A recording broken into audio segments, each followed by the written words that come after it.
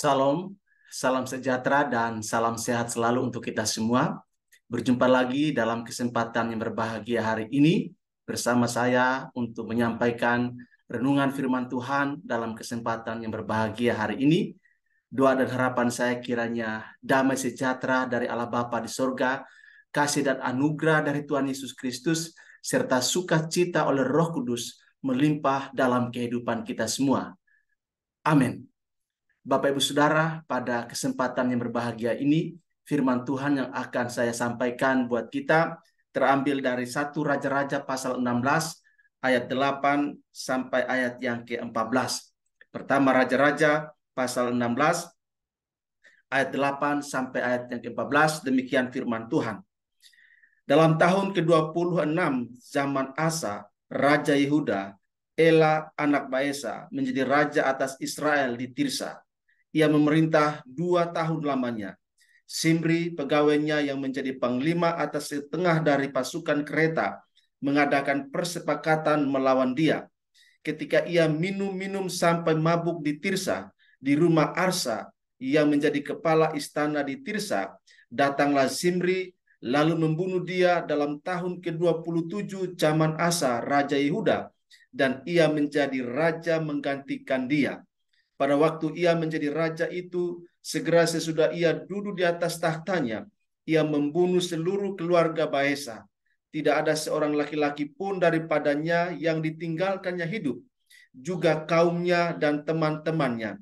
Demikianlah Zimri memudahkan seluruh keluarga Baesa sesuai dengan firman Tuhan yang diucapkannya kepada Baesa dengan perantaraan Nabi Yehu. Oleh karena segala dosa yang telah dilakukan Baesa dan Ela, anaknya, yang mengakibatkan orang Israel berdosa pula, sehingga mereka menimbulkan sakit hati Tuhan Allah Israel dengan dewa-dewa kesia-siaan mereka. Selebihnya dari riwayat Ela dan segala yang dilakukannya, bukankah semuanya itu tertulis dalam kitab sejarah raja-raja Israel? Demikian firman Tuhan buat kita pada kesempatan ini. Dan judul renungan pada saat ini Bapak Ibu Saudara ialah waspada terhadap permufakatan jahat. Bapak Ibu Saudara, dunia politik di Indonesia hari-hari ini sangat mulai memanas dan tensinya terus meroket karena eskalasi persaingan di antara partai-partai politik untuk menjadi nomor 1 dalam pemenangan pemilu 2024.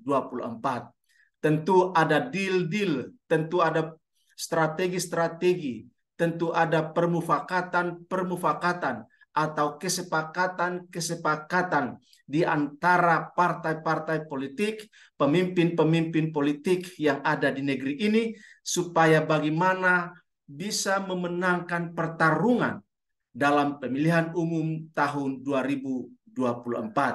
Tentu Bapak Ibu Saudara, kita berharap supaya proses demokrasi, proses politisasi, proses perkembangan politik di bangsa kita semakin matang, semakin dewasa, semakin lebih bagus, agar tercipta suatu politik, suasana politik, suhu politik yang membawa kemaslahatan, yang membawa kesejahteraan, kebaikan bagi bangsa dan negara. Nah, Bapak Ibu Saudara, dalam catatan firman Tuhan pada kesempatan ini, kita tahu bahwa ada ungkapan yang mengatakan bahwa siapa menabur angin akan menuai badai. Artinya, kalau kita menabur sesuatu yang tidak baik, menabur sesuatu yang negatif, menabur sesuatu yang berbahaya, maka pasti akan kita tuai sesuatu yang mengerikan.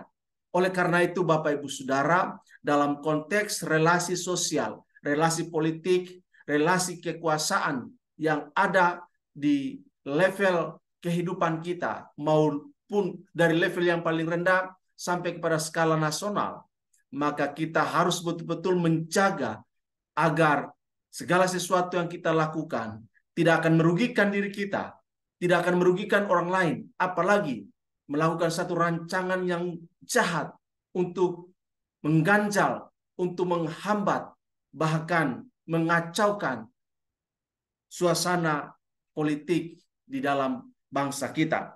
Nah, Bapak Ibu Saudara, setiap orang yang melakukan sesuatu, dia pasti akan menuai. Kalau kita menabur, pasti kita menuai. Kalau kita menabur kebaikan, kita juga akan menuai kebaikan. Tapi kalau kita menabur kejahatan, kita juga akan menuai kejahatan. Nah, Bapak Ibu Saudara, dalam pembacaan kita, apa yang dia dialami oleh Zimri dalam pembacaan kita hari ini, mungkin dia berhasil ketika dia menghasut sebagian rakyat Israel untuk melakukan kudeta terhadap raja. Tetapi Bapak Ibu Saudara, untuk cara demikian mungkin kelihatannya berhasil, tetapi endingnya, ujungnya pasti sangat mengerikan apa yang akan dituainya. Nah, Bapak Ibu Saudara, apa yang dilakukan dalam teks firman Tuhan pada kesempatan ini? Kita melihat bahwa orang melakukan permufakatan jahat, deal-deal yang merugikan, itu disebabkan oleh beberapa hal. Yang pertama, adanya arogansi dan haus kekuasaan, atau adanya ambisi kekuasaan yang begitu kuat sehingga segala cara itu dihalalkan. Nah, Bapak Ibu Saudara, Zimri tidak puas hanya menjadi panglima, tetapi dia juga ingin menjadi pemimpin nomor satu di Israel. Ia ingin menjadi raja, pemimpin politik di Israel pada saat itu. Karenanya, Zimri mencari kesempatan, mencari peluang, mencari jalan pintas, jalan instan untuk ada dalam posisi nomor satu di Israel sebagai raja penguasa di Israel. Dan Bapak Ibu Saudara, memang dalam bacaan kita, apa yang direncanakan oleh Zimri berhasil, dan ia ada pada posisi puncak sebagai pemimpin politik, sebagai raja di Israel. Dia betul-betul menjadi pemimpin yang memang ada intervensi Allah di dalamnya, yaitu untuk melaksanakan apa yang telah difirmankan oleh Allah, bahwa Baesa akan dihabisi. Ini yang terjadi, Bapak Ibu Saudara. Kalau Allah menetapkan kita menjadi pemimpin, maka seharusnya kita menunggu waktunya Tuhan. Jangan melakukan intrik-intrik politik, jangan melakukan permufakatan jahat yang akan merusak dan merugikan tatanan berorganisasi, tatanan berbangsa dan bernegara. Bapak Ibu Saudara, Allah adalah Tuhan yang tidak membutuhkan siapapun termasuk kita untuk merealisasikan apa yang telah direncanakannya dalam kehidupan kita. Sebagai ciptaan Tuhan, sebagai orang beragama, sebagai orang beriman, kita harusnya berserah, menunggu waktu Tuhan mempromosikan kita, waktu Tuhan mengangkat kita sesuai dengan rencana yang telah dirancangnya jauh sebelum Anda dan saya ada di muka bumi ini. Kemudian, kita harus menjauhkan diri dari ambisi-ambisi negatif, kehausan akan kekuasaan. Kita harus mengontrol diri kita supaya tidak terjebak dalam permufakatan yang jahat. Kemudian yang kedua, memakai cara-cara yang kotor, cara-cara keji, cara-cara jahat, strategi-strategi politik yang merusak dan merugikan orang lain.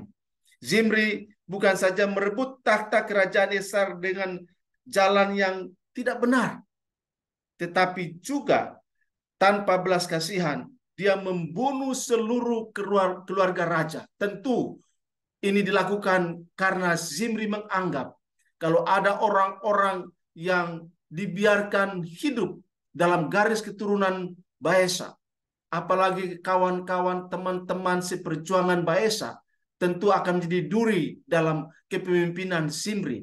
Itu sebabnya kalau kita baca dalam 1 Raja-Raja 16 ayat 8 sampai ayat yang ke-13, kita menemukan bahwa Zimri menghabisi seluruh keluarga Baesa, dan teman-teman rekan-rekan politik itu dibunuh oleh Zimri.